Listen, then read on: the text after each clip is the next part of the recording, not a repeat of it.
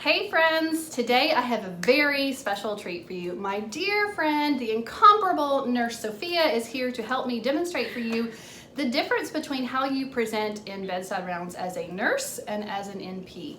So this is going to be a fabulous video. You're not going to want to miss it. This crazy chick is going to teach you some amazing things that you never knew about how to present precisely and quickly. If we haven't met yet, my name is Bree. I'm a nurse practitioner. I practice here in Georgia and I make videos for nurses, NPs, and students. Welcome! Hi!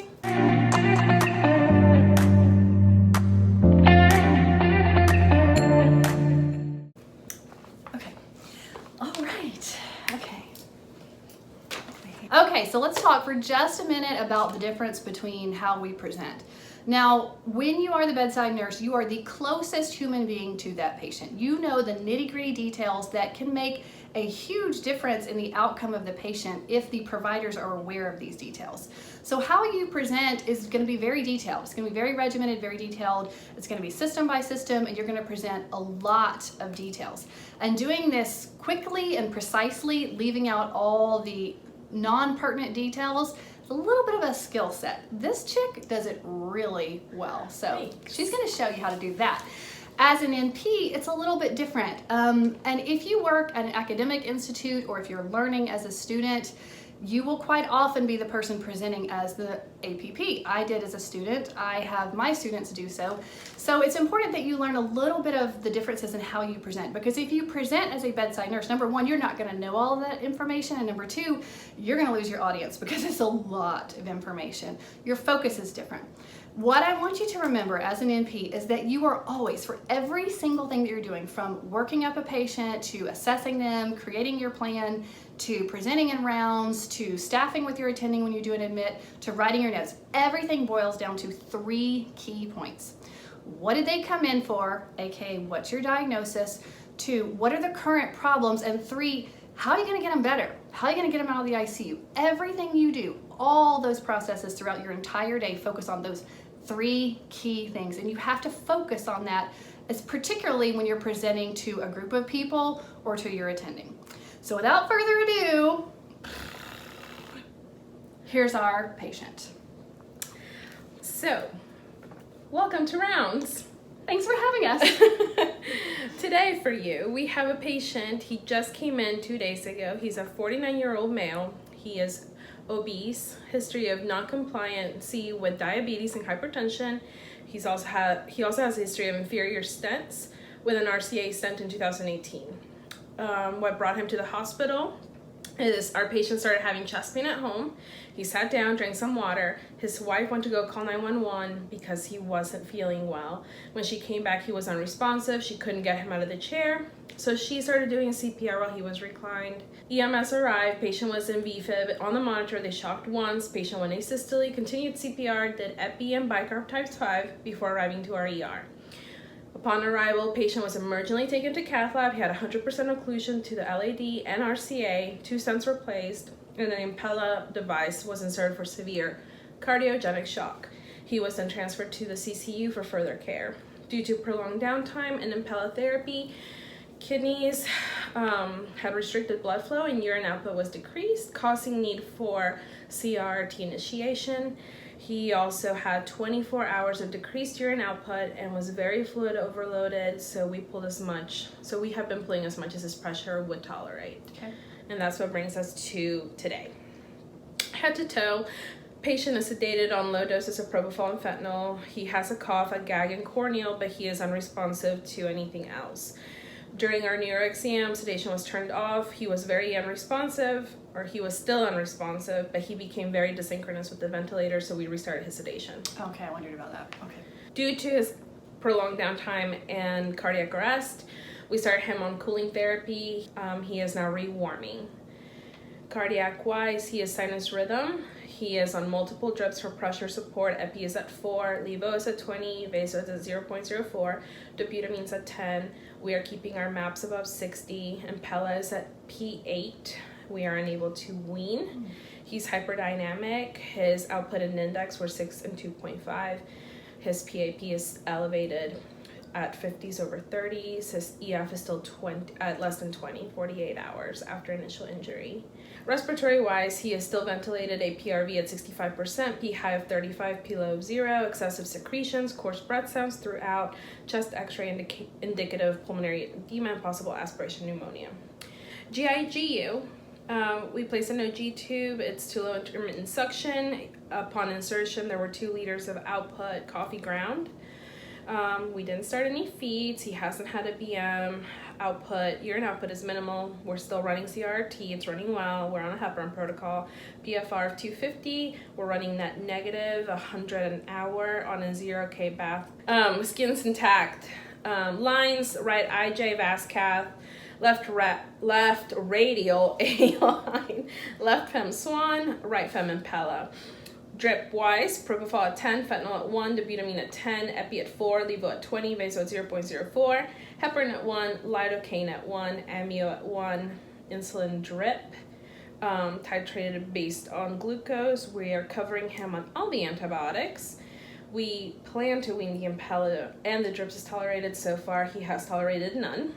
We're pulling CRT. Significant labs today. K is still high at 7, lactics 10. I know. Platelets are still 40, and he's a little anemic. His hemoglobin 6. Creatinine still 4. Okay, you told me, but I forgot, and I always say that during rounds, so this is real life. How long was his downtime? 15 minutes. Okay, all right.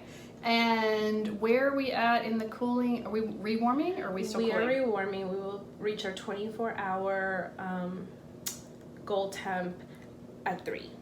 Okay, perfect. Okay. If you're paying attention in rounds and you catch all of it, there is some very pertinent information in there that can help shape your plan. So it's very crucial that you are paying attention to that. What Bree usually does too, which is not something all the MPs do, she pre-rounds, and we normally give her a picture so that when we have interdisciplinary rounds, we can just hit the high points. Yeah, it's not always this thorough. A lot of this is going to vary based on who your attending is and their preferences, and it's just reality, people. You're going to make your life a whole lot easier if you're adaptable and you tailor the way you present to the way that your attending likes to be presented to. And also, if you get to know their quirks, like the things that they like to hone in on, the things that they really want to focus on, it's just better for you if you just focus on those things. Also, it matters when a physician doesn't know the patient when their rotation starts. That's right, when they're new to them or not. That's true. Because normally it's like, you know this patient, nothing new today, or today we're still at 65%. Okay, so here's how I would present to my attending. Cardiac!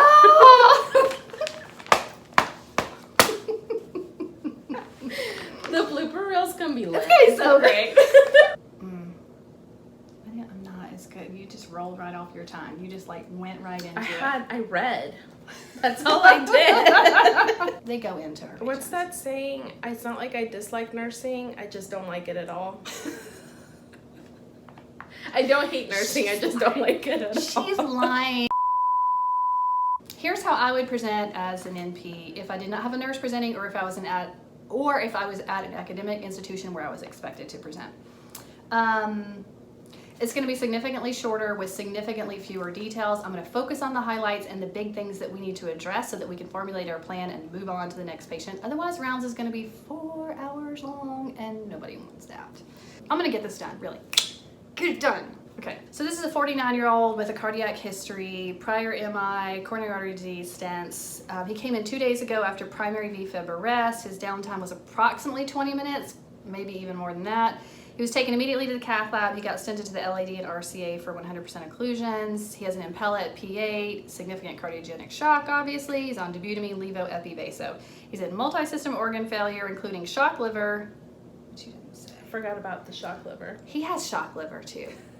Just adding that in there. I don't Throwing think that in. They all have shock liver because they had no perfusion to their organs. They're all dead. Everything is dying. They're all dying. And so shock liver, AKI, encephalopathy. He also has acute respiratory failure secondary to pulmonary edema plus or minus aspiration pneumonia. He's on moderate vent support, 65%, but APRV with a P high of 35. 35. Ooh. That's P high. That's the assessment piece of it. That's how quickly I gave it to you. I didn't go into my supporting labs data, none of that to tell you about it. I just said these are the problems. These are the pieces of the assessment that I think are the problems, and now I'm going to go into the plan part of this. I'm going to present the problem and very quickly tell you what my plan is to treat that. Cardiac arrest. He's currently undergoing targeted temperature management for that. Problem number 2 is going to be shock, mostly cardiogenic. Can't rule out sepsis. He's got a white count. He's got probably aspiration pneumonia on his imaging. So we've been thus far unable to wean pressors. We're going to continue that. His Impella is still at P8. Cardiology is managing that. We could consider hooking up a flow track to his art line if we wanted to determine what his fluid status is, but that's a lot of work for her, so she doesn't really want to do that. Brianna loves her flow track. I do love my flow. We could have dried the snot out of him with all that CRT. No, we didn't, because the CVP is 27. Oh! You guys know what I think about CVP, don't you? And this is how rounds normally go. Yeah. Discovery rounds. That's what we call it, discovery rounds. Problem number 3, encephalopathy in the setting of cardiac arrest. We are going to continue the sedation because he was asynchronous with event. Once we get fully rewarmed, we'll start weaning that. We'll start weaning the sedation and see what we can get. We might need to do neuro workup beginning at about 72 hours after he's warmed. Unless we see seizure activity, in which case we'd have to do an EEG. With the encephalopathy, he has shock liver. His transaminitis is pretty significant, so I'm going to check an ammonia level and just make sure that we're okay on that. Ammonia was normal. It's amazing that you got that back so quickly. Yeah. I know. Problem number 4, AKI. We're currently on CRT and we are pulling volume? 100 net, negative an hour. Okay. Electrolytes are stable. False. Problem number 4, AKI, we are on CRT currently, nephrology is following. Problem number 5, acute respiratory failure, probable aspiration pneumonia. He's on cefepime bank for that. ABG, his PF is looking pretty good, so I'd like to start weaning the P high. He's at P high of 35, that's not good for him, so I'd like to start weaning that before I wean down the FiO2. Problem number 6, hyperglycemia. He's on a non-DK insulin drip. He is still fairly uncontrolled with that, but we're making some headway. Problem number 7, thrombocytopenia. I'm gonna switch his Pepsi to Protonics, and I'm not seeing any outward signs of bleeding, so we're just gonna monitor that. It's likely in the setting of sepsis and cardiogenic shock. And the Impella is chewing up all of our platelets, so we're just watching it for now. So those are, very quickly, all of the problems on a very brief, actionable list of things that we're gonna do to treat it. A lot of it is things that you're not gonna be able to do much about except continue to monitor, which looks lovely on your note. It's a nice sprinkling in there to make it look like you're doing things. Really, you're just giving him time for the therapies that you already have in place to see if he's going to survive this and to prevent the fallout from all the multi-system organ failure. There's not a ton of stuff I can say I'm gonna do, but I've identified the problems and I've addressed the plan for the problems that I can do something about. And that's it. Or what do you wanna do? What do you want to do? What do you normally do? Okay, there you have it. So that is a little demonstration on the difference in the way that we would present if we were giving a full case to an attending who is not familiar with the patient, and a little bit of the nuances in how we present differently. And then I would go on to my next patient in rounds for the next several hours, and then I would probably make my way to a desk and start making notes, and then I would probably make my way to the other end of the hospital where I would start writing notes in my office. And then what would happen is this. Ring. Hi, Sophia. Hey, Bree, guess what? What? He's coding. Oh, forgot to tell you, he's still a full code. Great. Thanks for tuning in.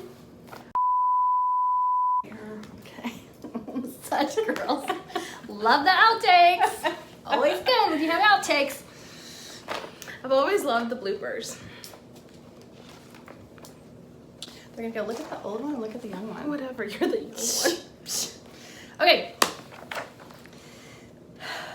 Once I get going, it's fine. It's the getting going that takes me a minute. You think I'd be a professional about this? You are a professional. I've watched all your videos. Are you kidding me? You're like... It looks that way after about 20 takes. Kelly Ripa, eat your heart out. Oh, so for real. Regis was alive. Isn't he dead? He died. He's dead. He way died. He and I would have been great together. I think so, He would have. He would have loved me. I think he would. OGT. That's okay. Just start over from GIGU. It just happens. Just work the mouth out. Well, nom, nom, nom, nom, nom, nom, nom, rounds nom. because his lactic's 27. I mean, he really is dead. Because he's way dead. His downtime is forever. So God, he's only mostly dead. Did you ever see Princess Bride? He's only mostly dead. It's only partly dead, he's only mostly dead. Barely alive. Barely alive, Is but mostly still which one is it? Mostly alive is barely dead, or barely dead is slightly alive? dead. Something like that. He was down for about an hour. Oh. We can't say that because he'll be dead. Okay. Welcome to the shit show. Hello. He is way dead in the bed. Hot mess express, this guy. He's sick. He's way high. He's sick. Let's start that one over again. Not much to do about that. He's stable currently. No, can't say that. Not stable. Okay, this is a mood. It's totally a mood. She's so argumentative. You see what I have to deal with? I learned from the best.